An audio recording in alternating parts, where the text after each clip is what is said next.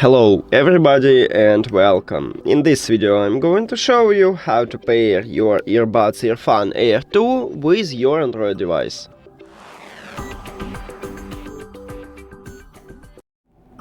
You have to start by open Settings and then go to the Bluetooth or connected devices. Now at the top click Pair new device if you have Android phone, but not all Android phones have this button, so you maybe need to only enter to the Bluetooth. After that, we need to open the charging case. If it's your first connection, these earbuds enter to brink mode automatically, you know it by the LED light what blinking blue. But also we can enter to brink mode manually for if you wanna, let's say, connect second device. So at the bottom of the charging case, right here at the right side, near to the USB-C port, we have connectional button. And you need to just press and hold this connectional button until you will see that the LED lights start blinking blue.